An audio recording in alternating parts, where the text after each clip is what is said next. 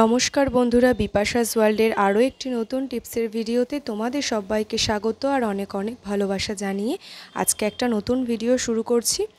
তো দেখো, আজকে দারুণ কিছু টিপস তোমাদের সাথে শেয়ার করব। ভিডিওটি খুবই ছোট্ট, তোমরা একটু স্কিপ না করে দেখতে থাকো, তাহলে তোমাদের অনেকটাই হেল্প হবে। আর আজকে কিন্তু দারুণ একটা টিপস তোমাদের সাথে শেয়ার করব, তাই একটু মিস করো না।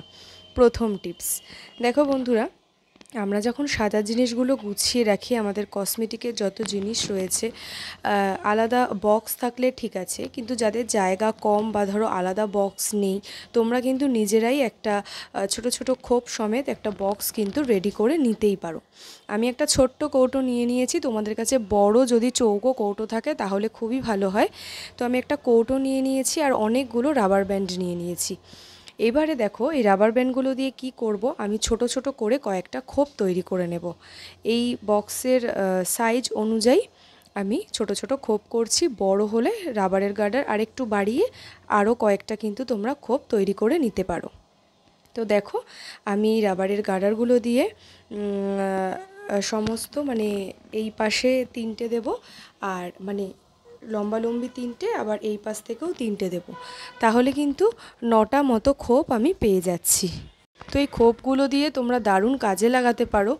দারুণ একটা ট্রিক্স, দেখবে তোমাদের সাজার জিনিসগুলো রাখার ক্ষেত্রে খুবই হেল্প হবে। একটা টানতে গিয়ে একটা পড়ে যাবে না, আর প্রত্যেকটা কালারই তোমরা কিন্তু দেখতে পাবে।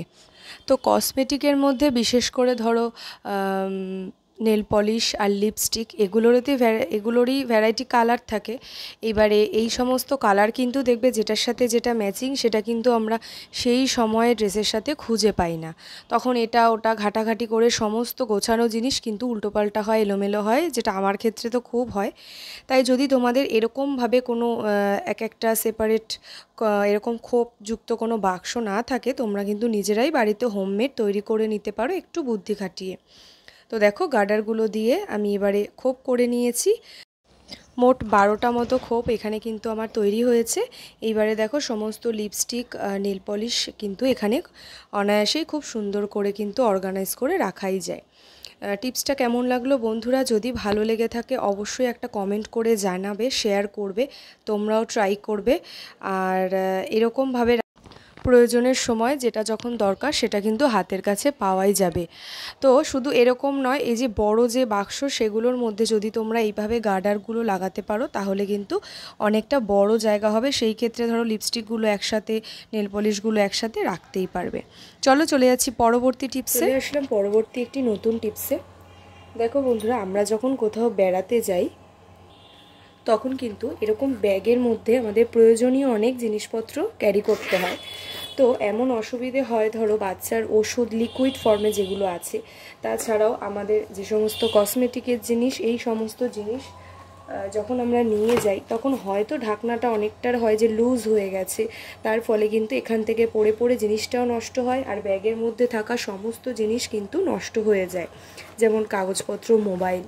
তো আমরা যদি ছোট্ট একটা টিপস ফলো করে নিতে পারি বন্ধুরা, তাহলে কিন্তু যে কোনো লিকুইড জিনিস, অথবা ধরো যেগুলো ঢাকনাগুলো নষ্ট হয়ে গেছে, লুজ হয়ে গেছে, সেগুলোও কিন্তু তোমরা ক্যারি করতে পারবে নির্দ্বিধায়। চলো কীভাবে সেটা দেখাচ্ছি।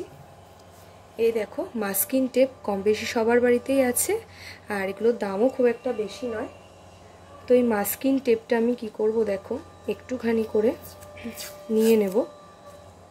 এই দেখো, নিয়ে ঠিক এই জায়গাগুলোতে যদি এরকমভাবে আটকে নিতে পারি, তাহলে কিন্তু এগুলো লুজ থাকলেও এখান থেকে কিন্তু কোনো জিনিসও পড়বে না, আর লিকুইড ফর্মেরও জিনিস হলেও অসুবিধা নেই। এই দেখো, এইভাবে করে কিন্তু তোমরা লাগিয়ে নিতে পারো। এছাড়াও দেখো, এই যে ওষুধের জিনিসগুলো, ডাব্বাগুলো,